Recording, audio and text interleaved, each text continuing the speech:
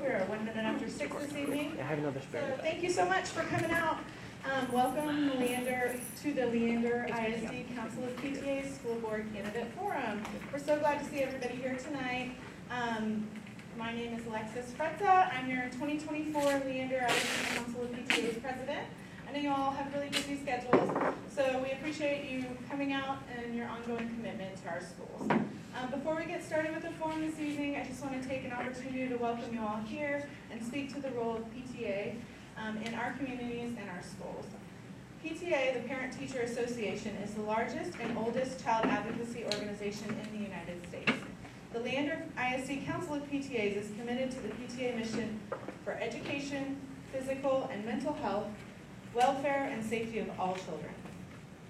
I start every meeting off with reviewing our Texas PTA mission to make every child's potential a reality by engaging and empowering families and communities to advocate for all children. We're hosting this forum this evening as a service to our community, providing an opportunity to hear from our school board trustee candidates and allowing voters to make informed decisions. PTA is a registered 501c3 non-commercial, non-sectarian, non-bipartisan organization. I encourage all of you, if you have not already done so, to become a member.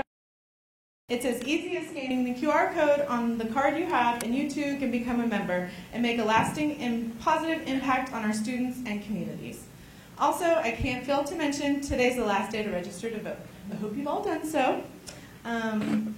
So now I'm going to turn it over to my Legislative Action and Advocacy Chair, Katie Mantrell. Thank you, Alexis. We are so thankful that all of you are here tonight. Welcome to the Leander ISD's Council of PTA Candidate Forum for the LISD Board of Trustees candidates. This is the oldest continuous candidate forum for Leander ISD Board of Trustees candidates. It was started by the Vandegrift PTA, and we are so proud to continue that tradition.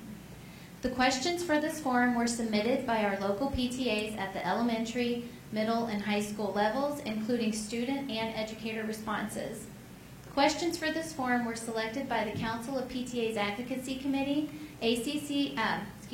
and assigned to the candidates at random. We would like to thank the Advocacy Committee, ACC campus staff, our student moderators, and our broadcast team for their hard work tonight. We could not do this without you. Let's go over some of the rules and expectations for tonight. This forum is not a debate. We ask that candidates speak to their take on the issues and that they do not call out other candidates' names. They will have 90 seconds to answer each question, and a card will be held up for a 30-second warning and a 10-second warning. An alarm will sound when the time is up.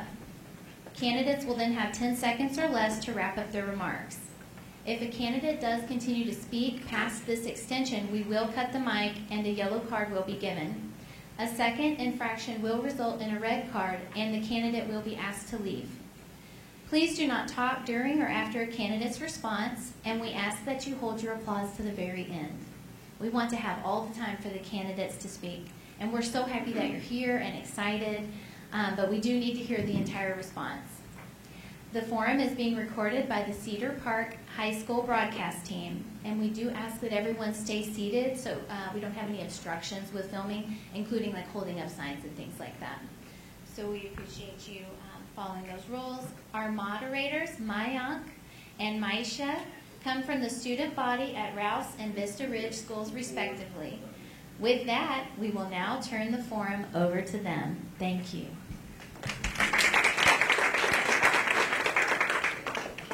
The forum will have 3 rounds. Round 1 will include questions addressed to candidates grouped by the place they are running for. Round 2 will include 1 unique question selected at random for each candidate in random order. Round 3 will be the same as round 1, but in reverse ballot order. Each candidate will have 90 seconds to respond. The timekeeper will raise a card indicating when a candidate has 30 seconds left, 10 seconds left, and when time has expired. Because we wish to hear from each candidate, please be respectful of this time limit. Question 1 is for our place 3 and 5 candidates, Dr. Searinger, Mr. Nelson, and Ms. Fashokin. Please respond in that order. You have 90 seconds to respond. What is your stance on early childhood education, and why do you believe it's important for our community? Do you have any ideas for increasing accessibility or finding resources for funding early childhood education?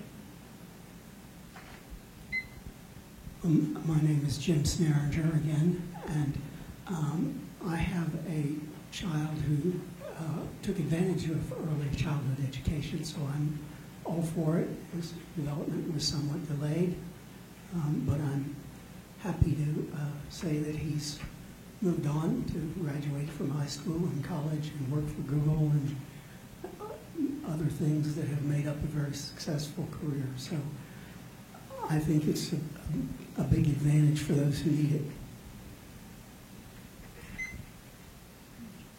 All right. Good evening. We started this conversation today in the idea of making every child's potential a reality. And that's what early childhood education does. It invests in young people at a very early age. We know that numeracy development and developing literacy skills is critical at that early age and sets young people up for lifetime learning and success. We know that's when families start to establish their relationship with the school district and build strong relationships with the district, and also learn how to support their young people in education. It's paramount that we invest in early childhood education. We're building a new early childhood center, really excited about that investment.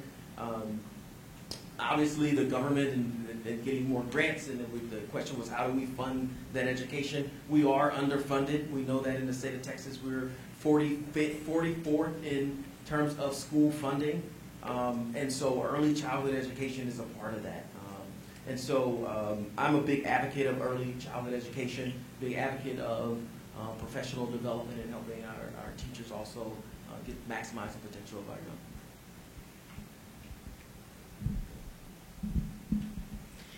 So I'm very much in support of early childhood education and expanding it within the district. The data has shown that for those students who do qualify to participate in early childhood education, that their outcomes are much greater than those who qualify but do not participate for whatever reason. Finding out what those reasons are and trying to help them bridge that gap and provide more access to those so that they can take advantage of it is one way that we can help continue to expand to reach those students that need it. And one of the issues with access is just lack of knowledge. So sometimes if parents are not aware of what is available and also how they can take advantage of things and what good it would do for them, then that outreach also needs to be done. And when it comes to funding, one other thing with early childhood is there is the federal program Child Find, where we're required to find students whatever age and usually as early as possible who can take advantage of some of these programs. And so just continuing to outreach with the community that these programs are available is something that we can do. The state of Texas, we know for some early childhood programs, they do require that we provide full day access, but they only fund half day. And so just continue to work with the legislators and continue to advocate and inform the community that needs to continue to advocate for additional funding. Question 2 is for our Place 4 candidates, Mrs. Smith and Mr. Zahner. Please respond in that order. You have 90 seconds. How can we better support our teachers with identifying and catering to different student learning styles and academic needs? First of all, thank you so much, PTA Council, for putting together this forum. I know how important it is. Education is always on the ballot. So how will I continue to advocate for our teachers? What I do best, advocate like a mother. We all know the state funding crisis that we're in right now. We have an outdated special education formula that has not been updated for over 31 years. We're feeling the pressure as school districts. What we're trying to do is ensure that each child get what they need in the classroom. But most importantly, how are we supporting our educators? I'm proud of this board for really pushing on our administration to ensure that they have quality professional learning time. This year alone, what we've done is we've ensured that they're not going to just a meeting where they're sitting in a room with 60 people and put on a PowerPoint. No, they're actually having the conversations with their peers, and they're starting to really collaborate in what each and every individual student needs in this district. Most importantly, what I am proud of this board is really getting behind the voter-approved tax rate election. That, granted, gave us a 5% raise to our staff, but it also gave us local funds to help provide those services and, most importantly, give the staff the resources they need. But guys, we're not done. We know what we're up against in the state of Texas, and we need everyone in this room, and we need trustees on the school board who are going to go up to the state capitol and advocate for funding changes, because nothing is going to change until the state stops playing politics with public education, but most importantly, stop attacking our teachers.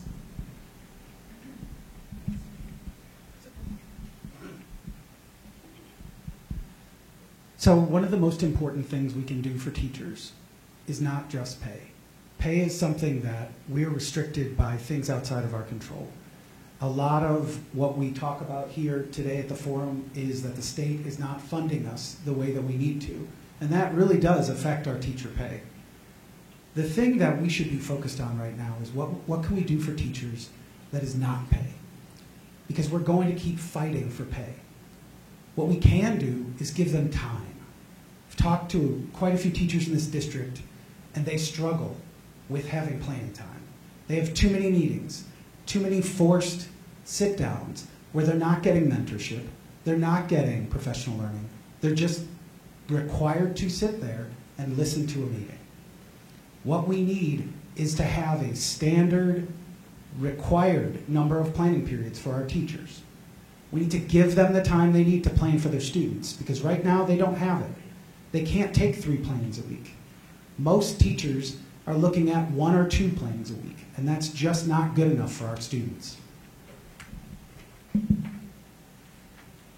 Question 3 is for our place 3 and 5 candidates, Dr. Sneeringer, Mr. Nelson, and Ms. Vashokin. Please respond in that order. You have 90 seconds to respond. Do you think the district is providing a rigorous curriculum for all students? What are your plans for pushing our academically gifted kids to grow more? I think the district's doing a good job, but I think we could do better. I'd like to see a stress on a more rigorous curriculum.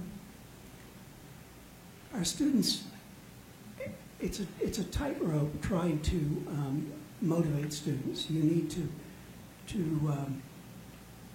incentivize them enough that they put in the time that they have to learn, but not so much that they get discouraged and zone out. And so I understand that that's a balance, and that we need to support our teachers with adequate training to learn how to do that, or I'm sure many of them know. And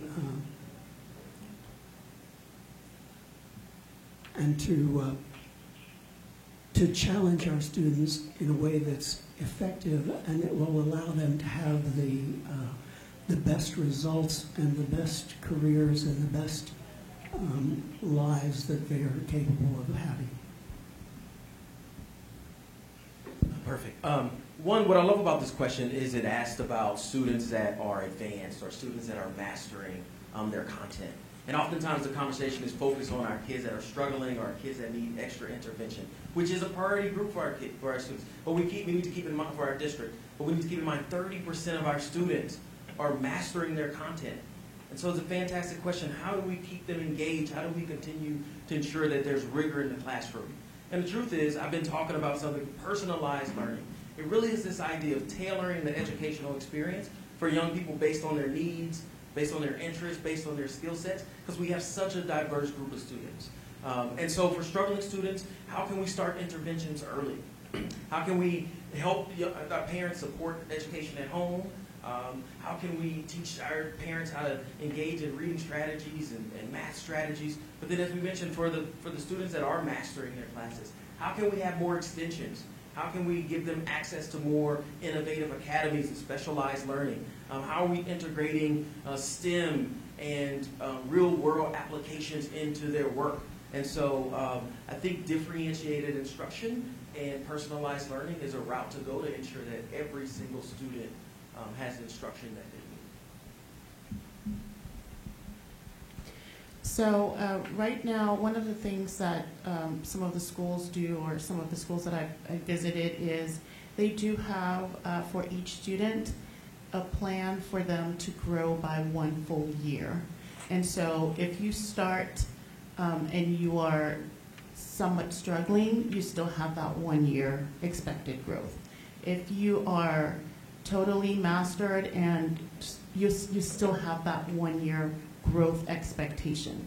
So I think that for all students, expectations really need to be set high, and the teachers and their families can help work with the students to help them get to meet those expectations. There are different programs that the district offers, and some parents might or might not know about them. There are programs where students can accelerate. If they've already mastered the material, they might not know that that's an option. So like I say, access is a barrier to access is sometimes knowledge. So making sure that people know what's available and what they can advocate for their kids. And there's sometimes the question of whether we should have in-class or pull-out, where the kids go to a separate class or they stay in class to receive that instruction. And so those are all things to look at, but definitely make sure that the students themselves have that 1 year plan, growth plan at least, and they can go further if they want to, if they're able to, and then really just setting high expectations for them. Question 4 is for our Place 4 candidates, Mrs. Smith and Mr. Zahner. Please respond in that order. You have 90 seconds.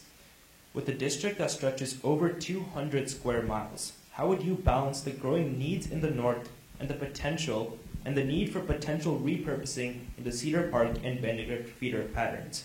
What are your views on how much of these decisions should be administrative versus community-based? So we have to remember why we have the long-range planning committee, and it's because of the failed bond in 2021. We found ourselves in a situation where we have explosive growth in the north, but we have pockets in our district where we're seeing a decline in enrollment. And our voters and our community told us, hey, we want to see you utilize those facilities that we have in the district. I've seen this committee go from an administrative-only committee to an advisory committee of the board. And I understand that it's created some heartaches and some heartburn with some. Me, being a part of that committee as a board member, I feel your concerns and I understand. But what I'm hopeful and grateful for is we have direction now. We've seen it already come out of this long-range planning committee. We've seen the innovative academies and that local policy that this subcommittee created. This district has not had a local policy on schools of choice, innovative academies. Let me throw that out there. That is going to be groundbreaking for this community. We're behind the curve on that. But also our subcommittee for Repurpose put together this amazing matrix. And I mentioned this in the board meeting last week or 2 weeks ago. This is where the real work begins at our site-based committees. That is where the decisions need to be made as far as repurposing. Those communities are going to feel the impact of what that school looks like as far as repurposing, or what an innovative academy looks like at their school. So yes, there's work to be done. I think the direction this board has given the long-range planning committee is in the realm of what the committee can decide on. As far as administrative decisions, rezone, that is why we hire the experts. That is why we have a long-range planning consultant now. I also believe that we have an amazing now chief operating officer who is going to help us decide when those next schools get built based on the possible projections.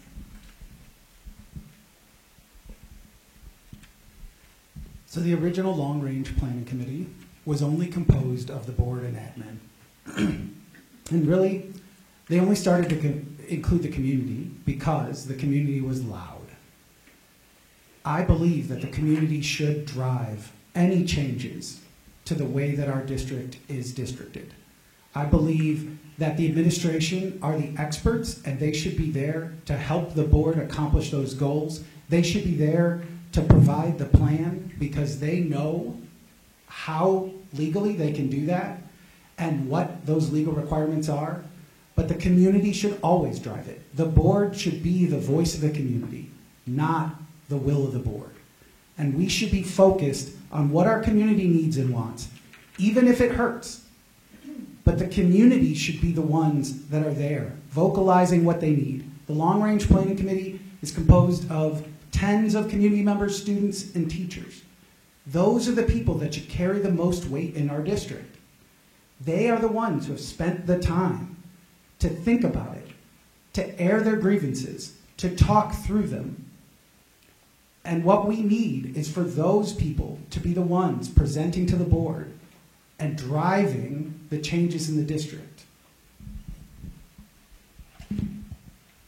Question 5 is for our place 3 and 5 candidates, Dr. Sneeringer, Mr. Nelson, and Ms. Vashoka. Please respond in that order. You have 90 seconds. How do you discuss topics where there is strong disagreement and yet remain civil? How can the board work together with differing opinions?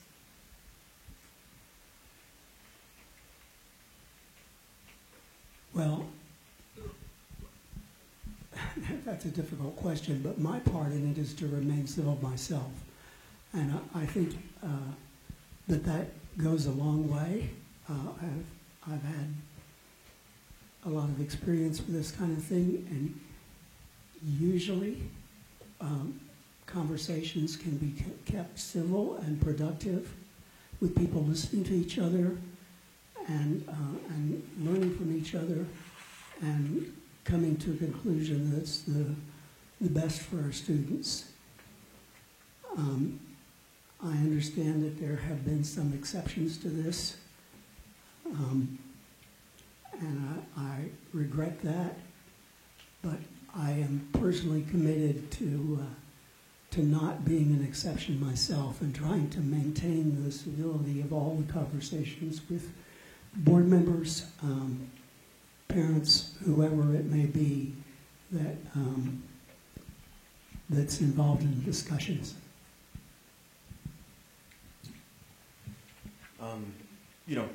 Like any decision I would confront, I would always put young people and students at the center of it. So as I think about this question, I ask, like, what do we ask young people to do? And even as I was thinking about running for this position, just thinking about, if adults could only do what we ask young people to do. And that's what we're actually asking young people to do. It's a part of the graduate profile. Can you collaborate? Can you engage with other young people that disagree with you, right? It's a part of the guidelines. It's a part of the culture that we set to be able to have conversations with others that you may not agree with. It's how we learn. We all know in the teams and our work environments, and that's how we learn, by bringing a diverse group of people together that may not see eye to eye, but can learn from each other and engage with each other. And so it's just absolutely the foundation and the baseline, and there's just, it's not acceptable. The opposite is not acceptable. Thank you. So the first thing I think of is to seek first, to understand, and then to be understood. And so it takes a lot of listening to what the other person has to say. And then, because many times you find that people might come up with a position because they're doing it from a position of the information that they have. And so once you get that information, allow them to speak, listen, and then you can in turn, and you're not listening just to respond, but you're really listening to engage and also say what you have from your own perspective. You might find in some areas where you agree, and usually you agree because we all have the same goals, which is to do what's best for the students, our teachers, and our community. So we have our guiding documents, and we can find ways to frame our discussion with how this meets our mission or vision, or how this helps our students achieve the graduate profile. So it's really trying to bring things back in a calm manner, and also doing it with respect to the certain, or how it fits into the strategic plan as well. Question 6 is for our place 4 candidates, Mrs. Smith and Mr. Zainer.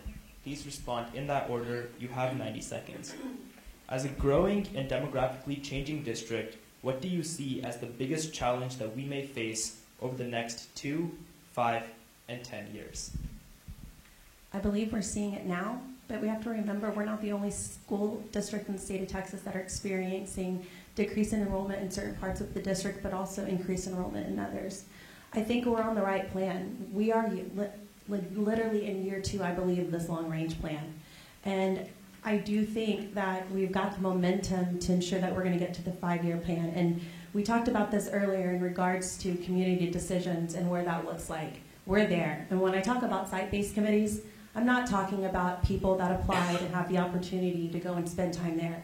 Your site-based committees is your educators, it is your students, it is your parents, and that is the seat that you have at the table to ensure what happens in your community is impacting you. I live in the north side of the district. I know what happens in my community because I show up and I advocate, but I can't necessarily understand what's happening over in South Cedar Park because that's not my community. And that's why I want to see this next step for the long-range plan. I want to see that matrix that our subcommittee put together for the repurposing go to the site-based committee. I want to ensure that every single parent, every single student and educator has every opportunity to have an impact and input to how that's going to impact their neighborhood school. Because that is how we're going to get over this dilemma we have in our district.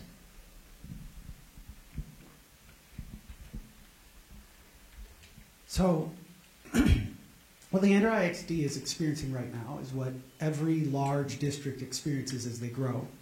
We're diversifying. Now, the problem is that it feels like the current board and administration were blindsided by the fact that we're now going to have students that are struggling and students that are advanced. What we need to be planning for in the next 5 years is how we're going to meet the needs of those students. As our Title I students grow, as our students who are struggling grow, as our students who need special education and 504 plans grow, what are we doing to support teachers? How are we getting to them to the place where they can do the personalized learning that makes sense? How are we giving our teachers the resources and the tools to make that happen? The district is currently not doing that. They're pouring more and more curriculum onto the teachers, and with less and less support. What we need to be doing in that 10-year span is we need to start looking at how we mature as a large district. When we look at the larger districts in our state, places like Houston and Austin and Dallas, those struggles start to be not as much about finances and more about how to get to the kids in all of our schools. How are we going to district for 10 years from now, right? That's what the long-range planning committee is looking at now. Are we redistricting? Are we moving to close schools, to optimize schools? Where does that go is where our 10 years should be. Thank you, candidates, for your responses. We will now move on to round 2.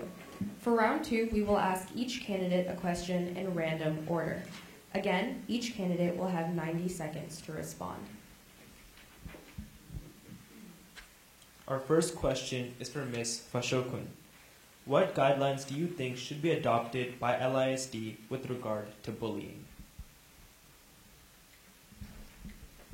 So we do hear about bullying at different levels, and I think first of all, there are some guidelines and policies that are set up on how to handle bullying. It is on a case-by-case basis. Bullying is reviewed to see exactly what it is that has transpired between the students and how to help resolve those issues. Whether it is and usually with developing policy and guidelines, there is input from those that are directly involved, like from the teachers and the admin that are involved. And there's also reviewing what other districts are doing to see what can work for us in our community. And so those are some of the things that we'll look into for developing or enhancing while reviewing our bullying guidelines. Thank you. This question is for Dr. Sneeringer. What added security measures should be implemented to protect our students from threats of gun violence?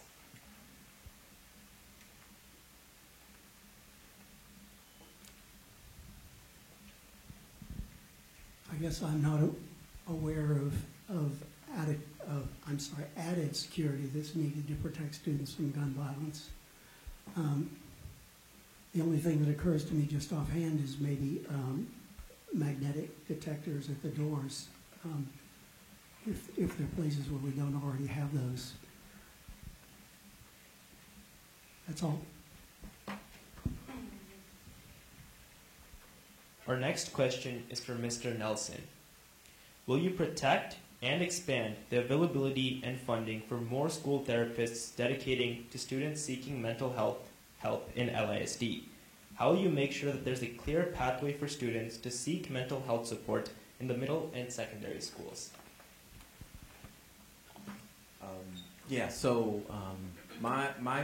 We know that there's a mental health crisis with our young people. My family's actually been, challenged with that as well. So I have a personal connection to this. I absolutely would protect mental health services and seek to expand them.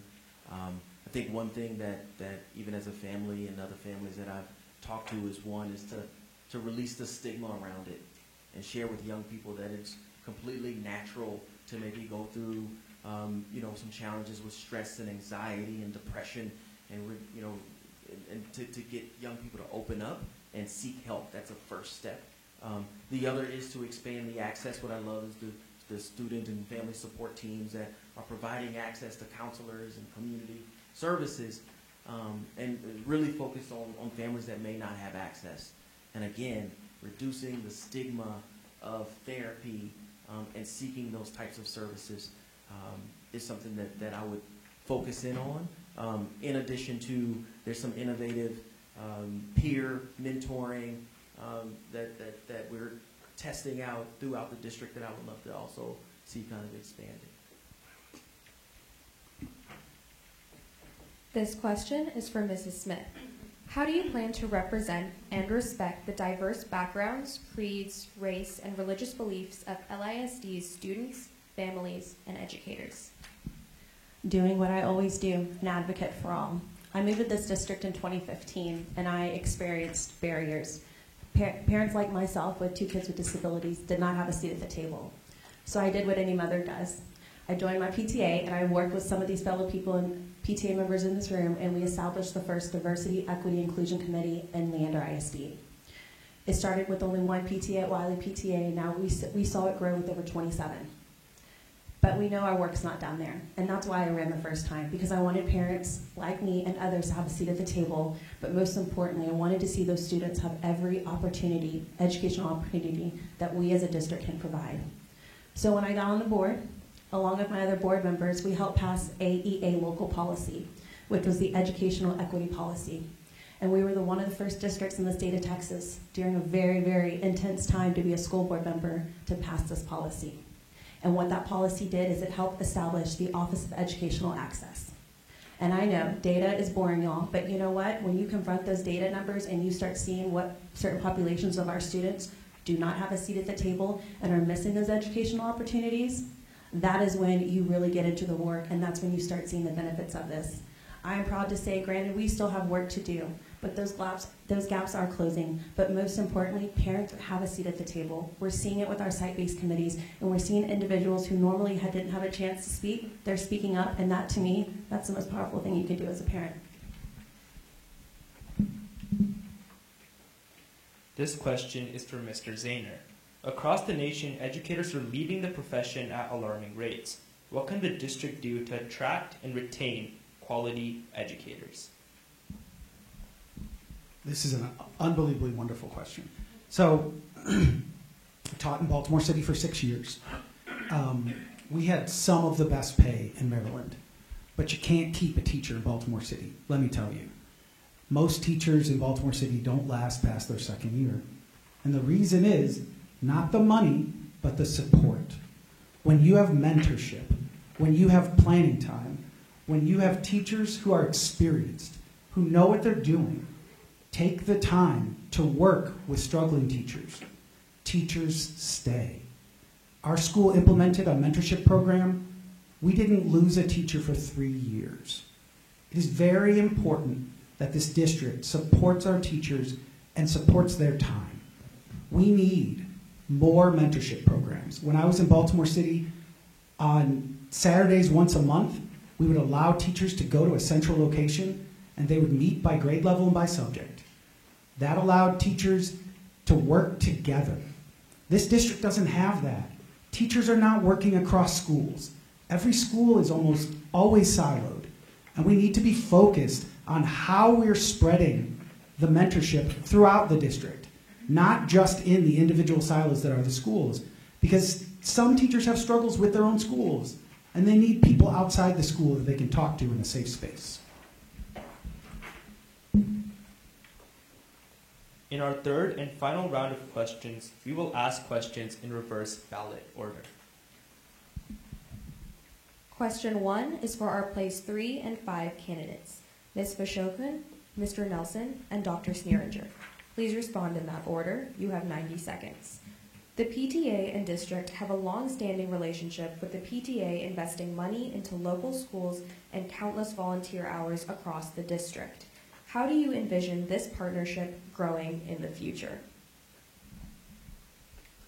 So I was a very involved PTA president. I was treasurer and president for a few years before joining the board.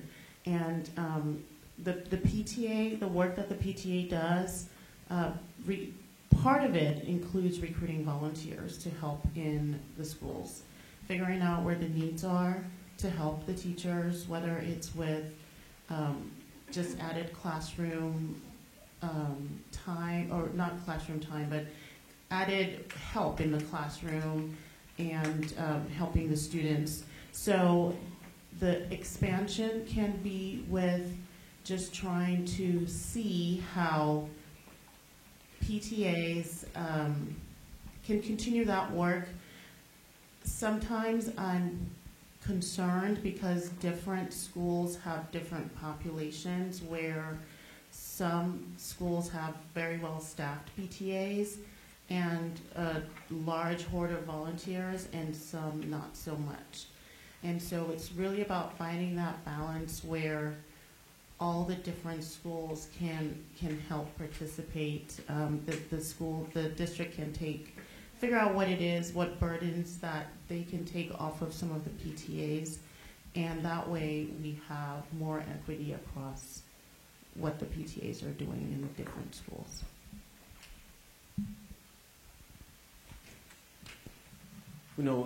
PTAs are an invaluable, particularly at the local campus level, are an invaluable resource for the schools. They provide a voice for the parents, to come in and celebrate what's happening, and also to air out maybe some opportunities for improvement. They stand in the gap oftentimes of resources. I've seen PTAs that are sponsoring teacher supply drives, and some are sponsoring even adding more technology, and some of them are even sponsoring bringing extra staff members into the campus. They're helping. We're talking about teachers oftentimes, and I was part of the Leadership LISD, and there was a presentation around human resources, and we talked about why do teachers even choose LISD. And one is because of the culture of the schools, and PTAs drive that culture. Even at our school, whether it's the teacher appreciation breakfasts, or just popping up on teachers and giving them a bottle of water, or a bag of candy, and just saying thank you. They drive the culture at the school. And then we have the PTA Council, which I think is, again, a really valuable resource for this district, that is sharing and helping to share best practices across the PTAs. As we talk, a PTA is focused on their local campus, but then the council comes in and helps to share the best practices across the district to really raise up the value of all PTAs. And so I think we are lucky to have the strong PTA infrastructure that we have in the district. It's well established that having parents involved is a critical part of a successful educational environment. And PTAs are a huge part of that. We've talked about a little bit about special education and DEI, but I think in those conversations not enough has been said about the importance of parents being involved. And that is just so critical. And PTAs are a huge part of that. They can encourage communication both ways between teachers and parents, support those teachers, give the parents a voice, help the parents understand what's going on, contribute to the culture of the school district. And I have had people tell me that parents have been discouraged from participating. And I don't have any firsthand experience with that, but that worries me. We need to encourage parents to get involved in every way that we possibly can. And the PTA is the first line of defense for that.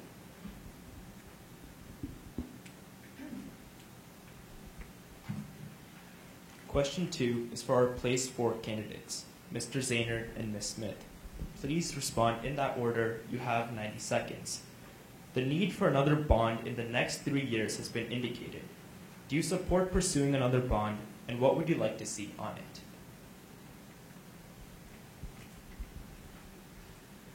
I think that we're in a very difficult situation financially as a district. You look at the over 3,000 students that are in charter schools. Without the weighted daily attendance average, without the weighted average daily attendance, that's like $18 million that we're missing, right? And that $18 million is not going to build a school, and we're not going to get those 3,000 students back, right? We'll get a smaller percentage of them, but people are leaving the district because their needs are not being met. And our money is going with them. I think that if the district needs another bond, that's one way to get money. But there's a lot between then and now, right? Now, we can optimize our schools and look at our finances. Now, we have many schools that are approaching overflow. We need to fix that problem first. Look at the district. Make ways to increase our underfunded school, or our underattended schools, so we can bring that money in first. And from there, we can look at how a bond would work to augment the money that we're receiving from the increased number of students in our district. This question is kind of hard for me to answer because we have a system in place right now that helps us determine when do we go to bond, and it's called our Citizen Facility Advisory Committee. When you talk about having community at the table and making those decisions, that's where the work happens, is in our CFAC committee. So yes, we have a long-range plan, and yes, in the long-range plan, we do see our enrollments going up, which I do want to add, as of last week, we're only 541 kids off of the PASA projection this year. The kids are here. Now, where they're going looks a little different, and that's on us to make sure that we're providing equitable learning spaces for each and every student. But I'm going to be honest with you guys, our public schools have been we've kind of taken advantage of our public schools, and I say this in the nicest way. We've got to start getting competitive in what we offer our students and parents, because choice is there and we know it. Vouchers are coming in, we know it. So what we've got to do as a district is we've got to task our Citizen Advisory Committee to really dig into the data and to look in each and every corner of our schools, in our community, to decide, do we need a bond, and what does that look like? What do those facilities look like for the next bond? As far as what I would like to see on the bond, and let me remind you, I'm one of 7, I'm also a parent and voter in this district. We have an obligation to complete the LHS Master Plan Phase 2. That school is in dire need of a renovation, and when we're going to talk about inequities across the district, look at that high school and compare it to other high schools in our district.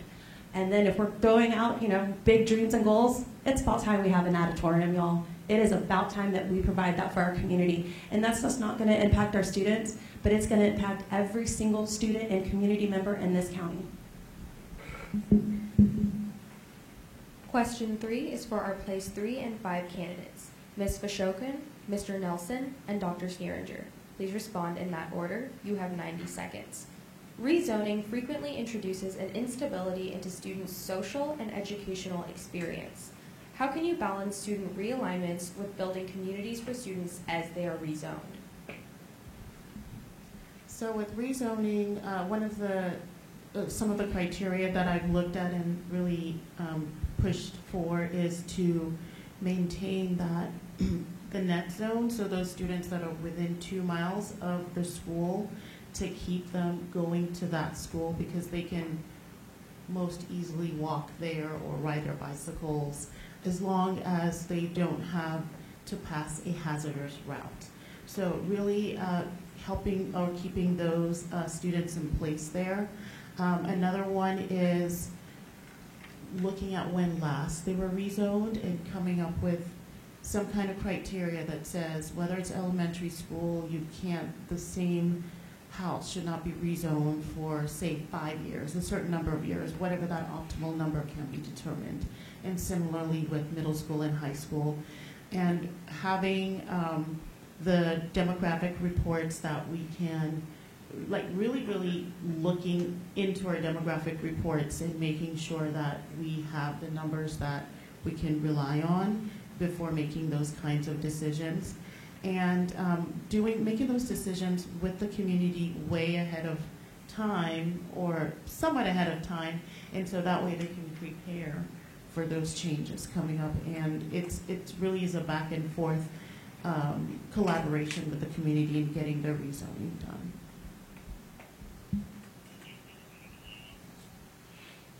We've talked a little bit about rezoning and long-term, long-range planning, and the truth is, that's what this position is all about, is making those tough decisions. And that's what you all are really vetting is do we have the right leaders in place to make those tough decisions? And this is one of the tough decisions that you're going to make. So I think, what you want to focus in on, again, is putting students at the center and what is the impact on families and students and how can we minimize that impact. I think preparation and proactive communication, can we get ahead of it? Is it a possibility that we can communicate a minimum of 2 years out so that families know the impact? They may make a decision to even, if you're in a transition period and you're going to transition to a new high school, maybe you make a decision on your middle school zoning so that you are, build a community that you'll ultimately have at the next school. Reducing the occurrences of rezoning. And then also, as we mentioned, we really want to focus in on neighborhood schools. Sade mentioned this as well, but trying to keep students that are within a walkable distance in schools zoned to that school.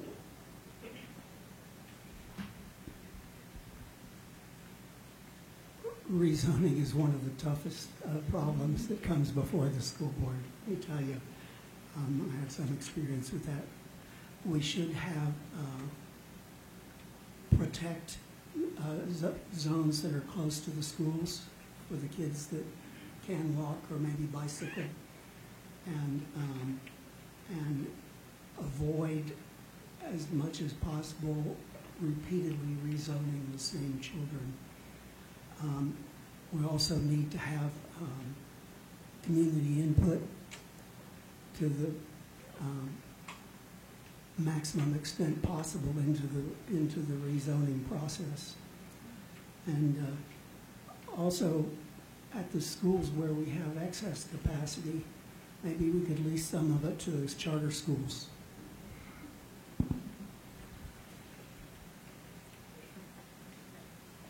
Question 4 is for our Place 4 candidates, Mr. Zahner and Mrs. Smith. Please respond in that order. You have 9 seconds. Our district finances are tied significantly to basic allotments. General ed allotments have not increased since 2019. Can you explain how this impacts our district's day-to-day function? How would you, as a board member, mitigate the negative impacts? How would you work towards positive impacts? Texas has the worst funding formulas I have ever seen in my life.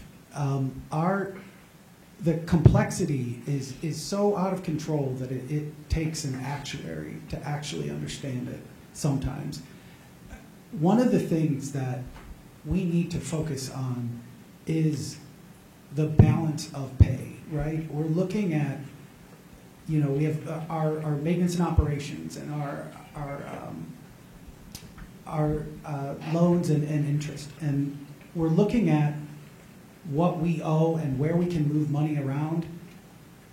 we're stuck in a lot of ways, right? This year we have $13 million deficit.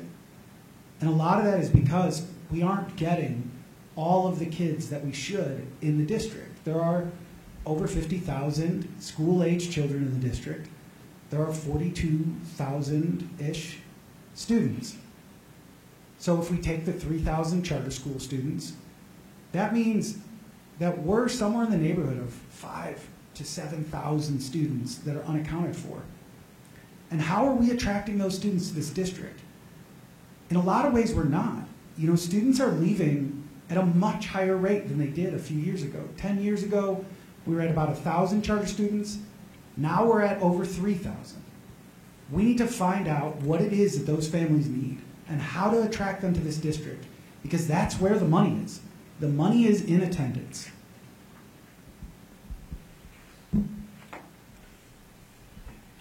Everything is always bigger in Texas, but not public education funding. Let's be honest here. The basic allotment's at $61.60. In order to keep up with inflation today, we would need to see an additional $1,400 per student to ensure that we're properly funded in the state of Texas, but in Leander ISD. I've been advocating for updated funding formulas since 2010. I've been at the Capitol and I've been yelling and screaming, and here we are today. So how does this have an impact on our district? Well, let me tell you about the special education allotment. That has not been updated since 1991. And in 2017, we saw the special education allotment, special education cap removed, and I'm proud to say I helped Senate Bill 160 pass. But because of that cap being removed, we're seeing an increase of students needing services, student needing evaluations, and yet that funding model is based on placement services. And 80% of our students who qualify for special education, guess what, guys? They're in a general ed classroom. And so right now what we're seeing in Leander ISD is a special education funding crisis. This district last year alone spent over $36 million making sure that we're providing each and every student the opportunities they need. Because let me remind you, it is a legal obligation as a district to provide those services. Had we not spent the additional $36 million, what people may try to not tell you and say otherwise, that's money that could have gone in the classrooms. That's raises for our staff. Those are the resources and opportunities and training opportunities we can give to our educators. But without a basic allotment being increased or special education allotment, we're going to keep finding ourselves running around in circles. Question 5 is for our place 3 and 5 candidates, Ms. Fashogun, Mr. Nelson, and Mr. Sneeringer. Please respond in that order. You have 90 seconds. Given the increasing demands for special education services, how do you plan to ensure that these programs are adequately funded, resourced, and accessible to students and families? All right, we've heard about the stagnant special ed allotment. So first thing would be, or it's just to let people, committee members be aware, and our PTAs also be aware so they can help with advocacy in terms of trying to get the special ed allotment increased. But also for the funds that we had, Leander ISD spent over $30 million this past year on special ed services above what the state provided. And that's also because we have increased mandates that are also unfunded or underfunded. So in order to help with special ed and make sure that we have the right resources, one of the things that we've been doing that has moved the needle is also, it has been to provide stipends for some of our special ed, in our special ed department, and also as far as with special ed, you need to make sure the students are identified early, and also that they get the ongoing support that they need. And a lot of that is really tied towards providing the funding that they need. So we'll have to find those funds somehow. Thank you.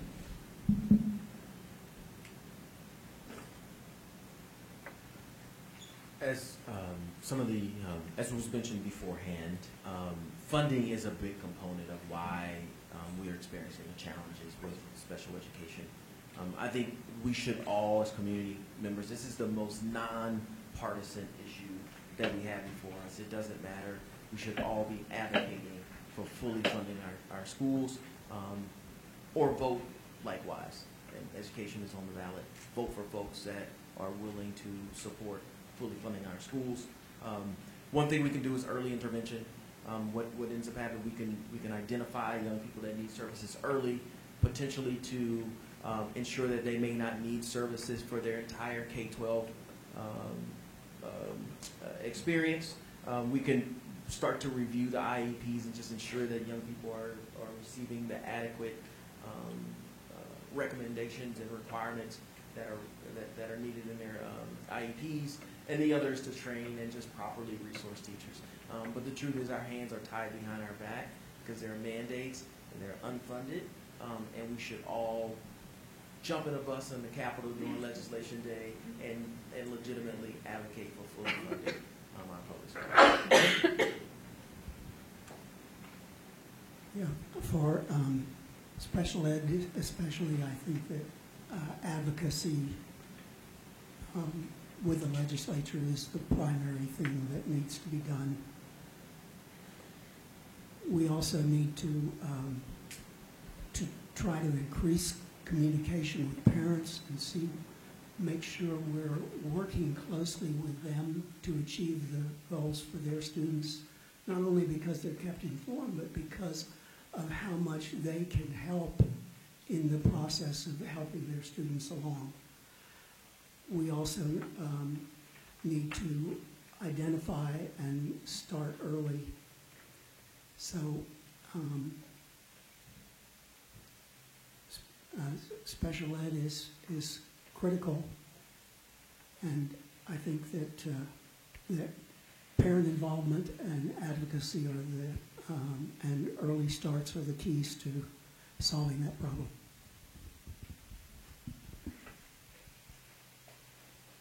Question number 6 is for our place board candidates, Mr. Zahner and Mrs. Smith. Please respond in that order. You have 90 seconds. We anticipate voucher bills to come back to the Texas legislature in January.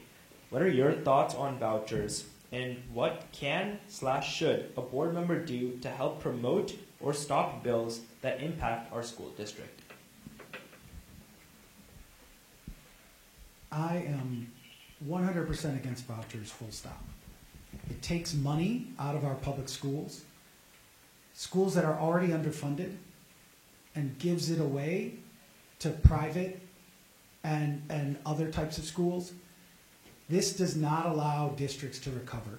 When a district is already struggling financially, giving vouchers means that you're taking money directly out of their general fund. I believe that it is the job of every school board member to chase down anyone legislatively that they can find to fight against vouchers. I do not think vouchers are a good service. I think that charter schools can serve the same purpose that voucher-type schools can, and that's why we have charter schools. We don't need to make it so that we're turning our public schools into private schools, where parents have to fund their child's public education.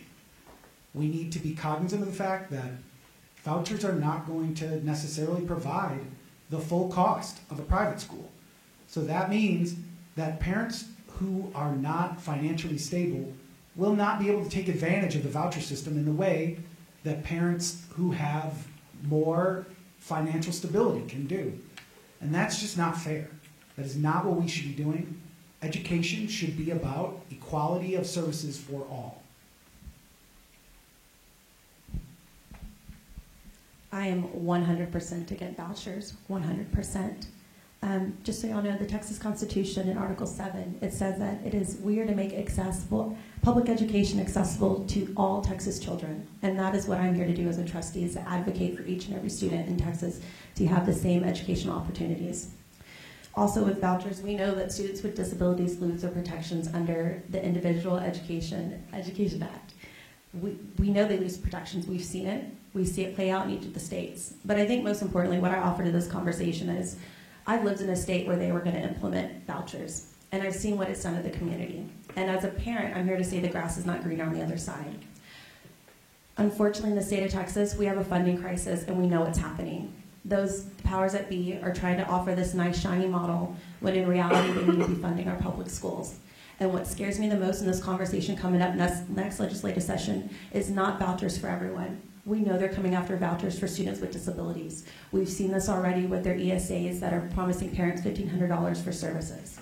So what am I going to do? It's what I'm doing right now and what I've been doing for the last 10 years. I'm going to continue working with our legislators to ensure that we get the support we need in Leander ISD.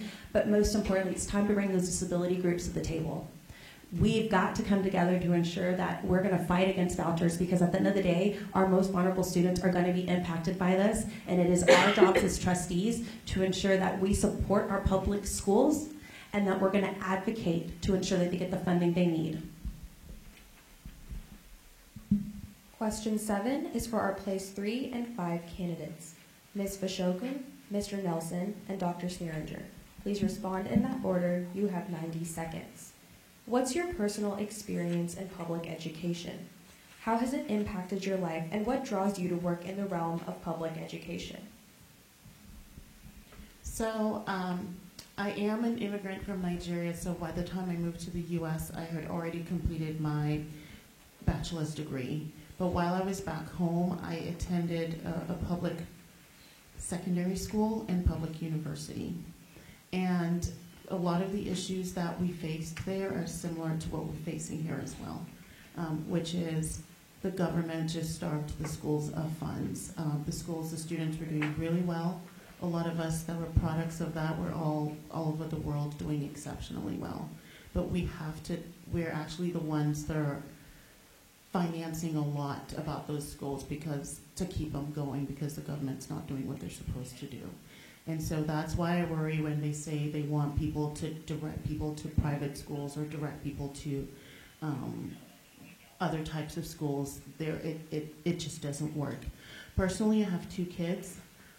They've been in public school their entire schooling career or journey, and they currently have been in LISD throughout. And they're currently in Cedar Park Middle School, in Cedar Park High School, and I've been a very involved parent, working with our teachers from day one, and so they're just thriving here. I've talked about public education as one of the motivators of why I'm running. I believe in the transformative power of public education. I am a first-generation college student. College graduate.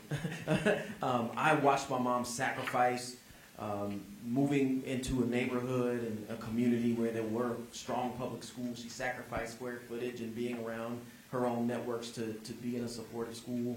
I know what dedicated teachers, rigorous kind of education and academic programs feel like, and what they can do, and the power of those. It helped me to catapult me into who I am today. And then upon graduating from college, I went into banking. I said, this is not how I'm supposed to spend my God-given talents. And then I went into education. And so I was a program manager for a program called Gear Up, which was helping first-generation college students to find secondary dreams. And so from that launched about a 12-year career in education and youth development. And so that is my passion. I know that is the only way to unlock young people's future.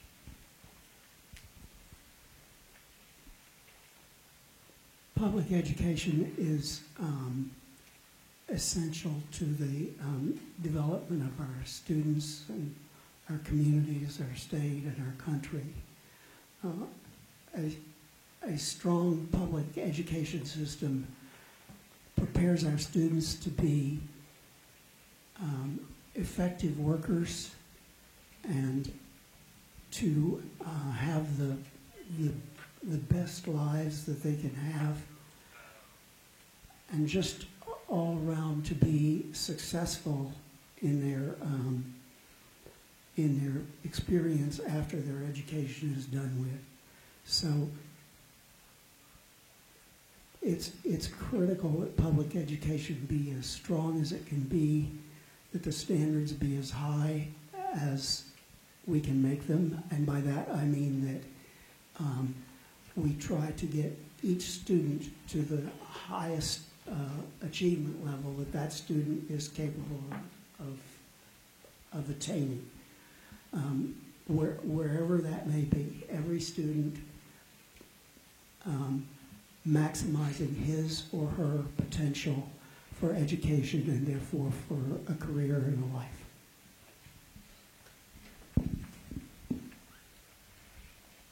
Question number 8 is for our place 4 candidates, Mr. Zahner and Mrs. Smith. Please respond in that order. You have 90 seconds. Each feeder pattern in LISD has its own unique needs. How do you propose to address the conflict and perceived, quote, unfairness that occurs when one feeder pattern has more significant needs than another? This is the balance of managing what's going on in our district. We are constantly going to be pushed and pulled by our needs. And a lot of it is, unfortunately, it comes down to the data. What is going to make the biggest impact educationally? Now, that doesn't mean that we should ignore some of those easier needs that we can pick right up, but we have to realize that there are always going to be inefficiencies in the district, and we should always be engaged with the community to find those things and head them off at the pass. My sense is that if the community was more engaged with what we were doing, there would be a bigger sense of fairness. But that voice, in a lot of cases, doesn't feel like it's heard. It's heard on voting day, and then after that, many times, what people need is isolated to individual board members and isolated to the group of people that they talk about at the school. We need to be opening up more avenues for parents to talk about their needs. And they shouldn't have to be on a committee at 6 p.m. right after their work is done. We need to open up ways that they can virtually be involved with our district and get their voice heard. Because everyone should have a seat at the table, regardless of their party affiliation or religious affiliation or the needs of their family. They need a place where they can speak and be heard. I think that's the beauty of our district. We're 200 square miles, and each one of our neighborhood communities is different because we get to make it what we want. However, I do know living in the north side of the district, we have new schools coming in, and as being part of a PTA member who's tried to establish a PTA to get it going, it's incredibly hard, guys. That's where our Council of PTAs comes into play. And so I'd like to see this district really actually put their money where their mouth is and become a PTA district. We've got to ensure that our local communities, when they're starting to get established, have the support that they need. And that either is from our parents, from our business members, but most importantly, our educators at that school. In addition to that, when I start thinking about unfairness, my mind goes to the different opportunities available at each campus. And so earlier we talked about what does that look, that 3-year possible going to bond. What I'd like to see is our CFAC committee be tasked to be able to go into these campuses and find what do those inequalities look like across the district. One in particular I can talk about, and I've talked about it before on the dais, is our Mixed Ink program. You can go to Danielson, which is a brand new school, and it has an amazing, beautiful room that our students are allowed to become an entrepreneur and really dig into that program. You go to another campus that has not had those updates. It's a little different. The students are still doing great work, but that's where I would like to see our CFAC committee really come in and start looking at those programs across the district to ensure that a child that's going at Rouse is going to have the same opportunities as a child going in Vandergrift.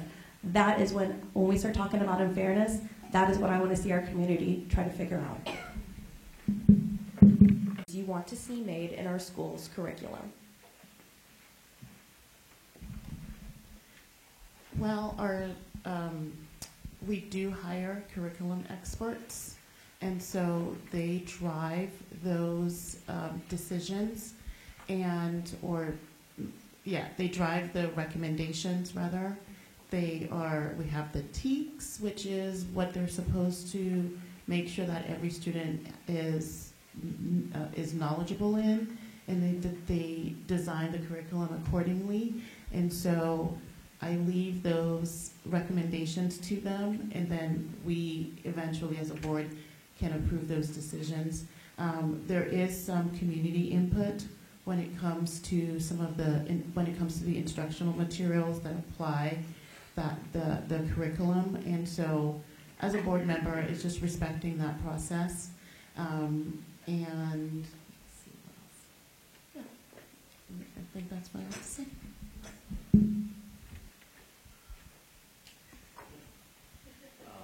Yeah, just write a list of things in my mind. I talk about this idea of personalized learning, and to dig a layer deeper into that, I'd love to see some competency-based learning, which means if a young person masters those skills, they can move on to the next course, or they can move on to the next level of study. I'd like to see more STEM integration, and so it's great to have kind of selective STEM classes, but how do we integrate STEM and prepare young people for a tech-forward future? The other is, and I think we're doing this, I had an opportunity to participate in some instructional rounds recently, but really engage in the hands-on learning and move to more project-based learning, and we're seeing that, some of that more inquiry-based learning, and then also just a blend of technology and a use of technology where the teacher and the educator is the facilitator, but allowing technology to differentiate learning a little bit. And so I think why tech is so important, it can help with instruction. It also helps our young people be users of technology and in this digital world that they're in. The other is just to be creators of the new technology. And so I think that we just need a really tech-forward integration into our curriculum. I think our curriculum is very good. When I talk with parents, that's something that doesn't come up, at least in my experience. So I think generally that our curriculum is good. I would like to make sure that we have community input into our curriculum. I'm in favor of students being able to address special areas of interest in, say, through project-based learnings or other ways that might be available. However, we do need to be careful not to go whole hog with project-based learning, because it's pretty inefficient in terms of what it allows a student to address an area of interest, which is great, but they don't get to cover as much ground as they would in say a traditional classroom. So I'm in favor of that, but with limits.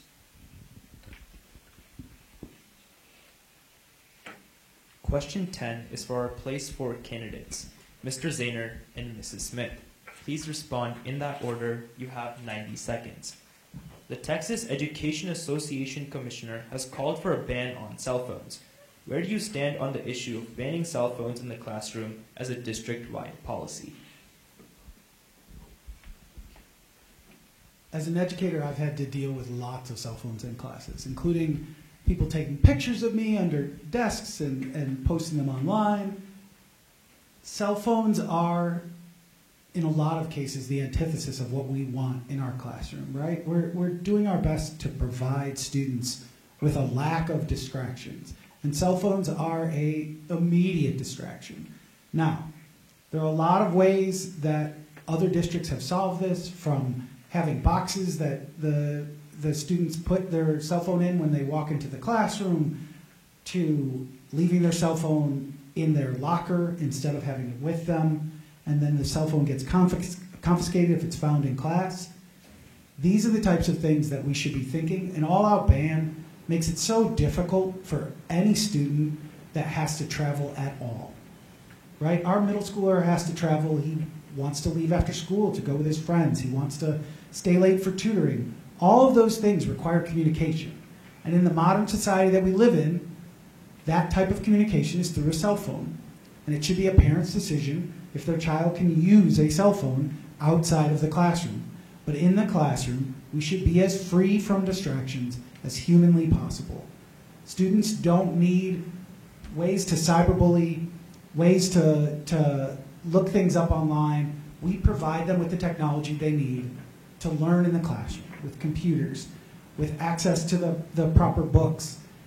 We should not be providing them with more distractions. I'm against establishing a local policy on this. I think this is where our campus administrators know their community better than anyone else.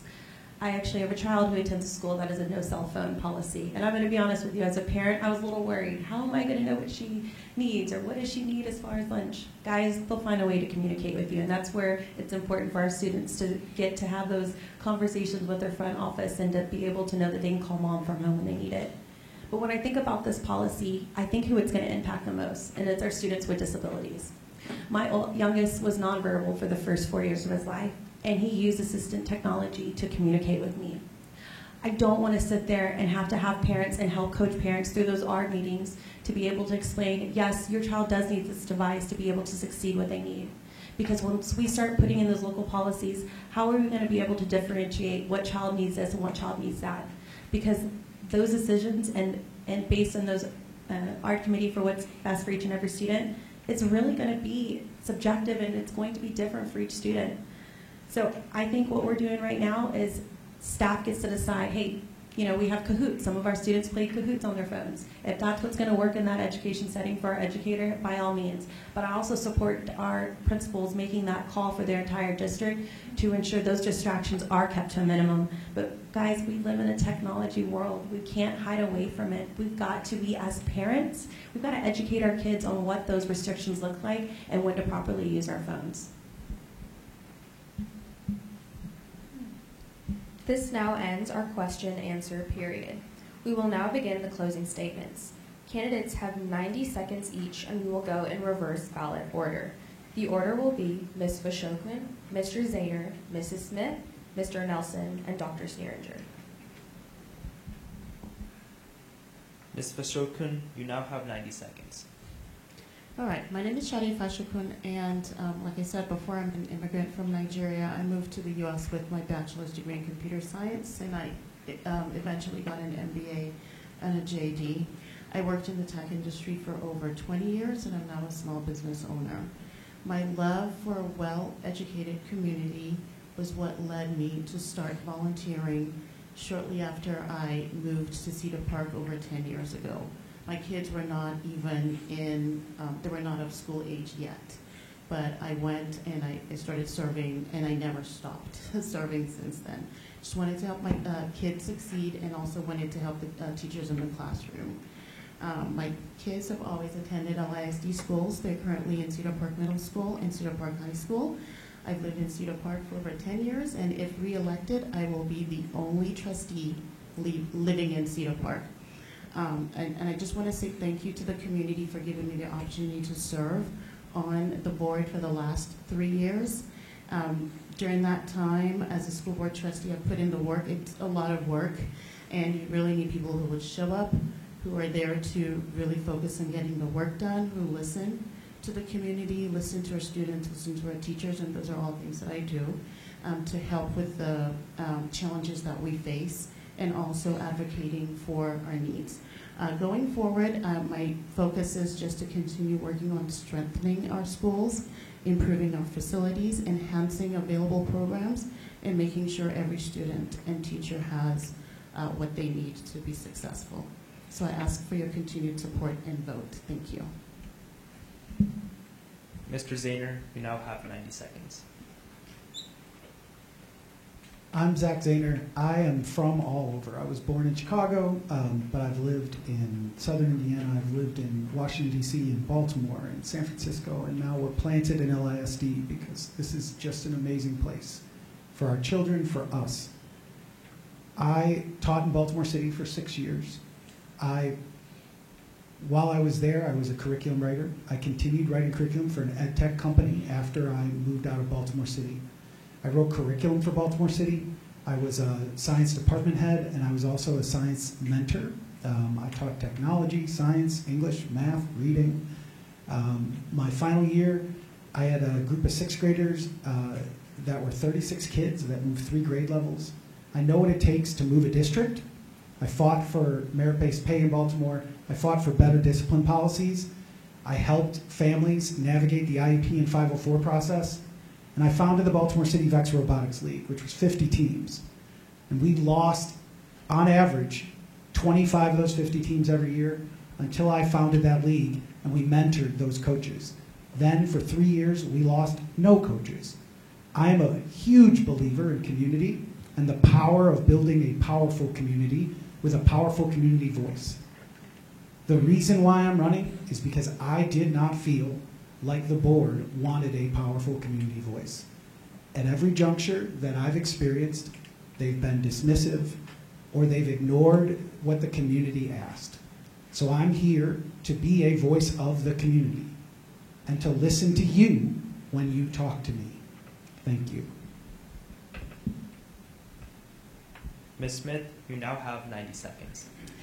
I'm Anna Smith, and I'm running for re-election for Place 4. I'm just a mom trying to change the world. I'm going to be honest with you guys.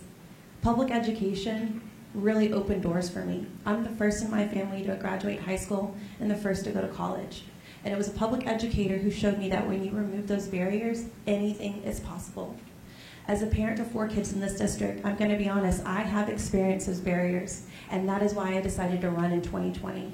I don't want parents to have that experience that I felt, to not have a voice and to not have a seat at the table, but most importantly, I don't want them to feel like they feel hopeless. And so that's why I ran, because I am just a mom trying to change the world here. We've got a lot to do, guys. 4 years, we've had some interesting times, but we have persevered, this board has, and we've always put our student outcomes first and our educators first. But we know the next 4 years are going to be hard. This board is holding the line when it comes to public education in Texas. We see it. We hear vouchers are coming. And we need to have trustees on this board who are going to show up for the entire community, not one section of the district. And I am that trustee. I have been advocating for better pay, better public education funding since 2010. And I'm going to tell you right now, I'm not going to stop after today, and I'm not going to stop in 4 years, because that's how much I value Texas public education. So I task everyone in this room to go advocate like a mother and vote up and down the ballot for public education candidates, because that is how we support our Texas public schools. Mr. Nelson, you now have 90 seconds. My name is Nicole C. Nelson. I'm running for Place 3. My wife, Helene, and I celebrated 19 years of marriage this year. We have we're proud parents of 2 daughters who attend LISD schools. I've spent about 2 decades of leadership roles across industries, including education, working to create data-driven strategies to maximize impact across diverse groups. I'm a value-based, kind of forward-looking leader focused on student learning and outcomes. I believe in the transformative power of education. I know that education can have a profound impact, and I know this from the perspective of a graduate of public schools, a former educator, and most of all, a parent and a volunteer. I'm here working with you all, working with community to ensure that we are educating the whole child, and that every child has a personalized learning plan that matches their strengths, their needs, and their interests. I'm working to ensure that students and families have access to innovative programs and choice programs, ensuring that we're partnering with parents and caretakers. We need to be an employer of choice for educators in this district to ensure that educators feel supported, respected, and valued by investing in their professional development and ensuring that they have the right collaborative communities around them. At the end of the day, I'm here to serve, and I'm here to serve you, and just thank you all for being here tonight. I appreciate it. Dr. Sneeringer, you now have 90 seconds. I'm Jim Sneeringer. My primary issues are academic excellence, that is, every child learning to the best of his ability. The 10 ethical principles, in other words, the character development that the school promotes and which I very much believe in. Parents' rights, cooperation with parents, making sure we're working together to educate the child, and finally doing so at the lowest expense that's consistent with achieving the goals. I have a total of 18 years experience on the Leander ISD board.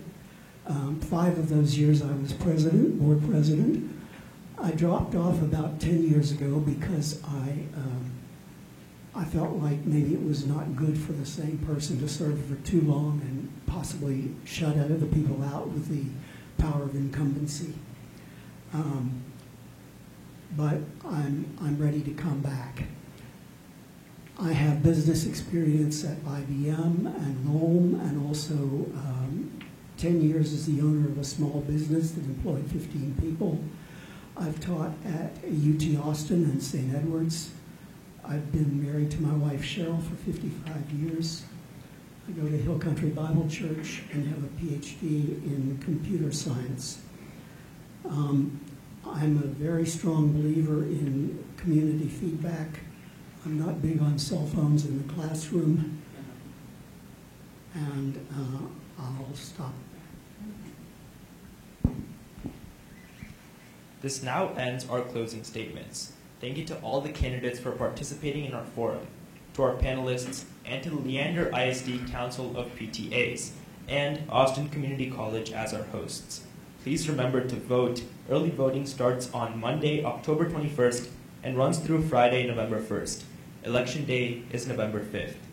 And for a second, I'd like to go off my script. As a student, it's truly inspiring and empowering to see that there's a community of adults that truly cares about our future so deeply. And this doesn't get said enough, but as students, I would genuinely like to recognize and thank the PTA for your wonderful work. And have a good night.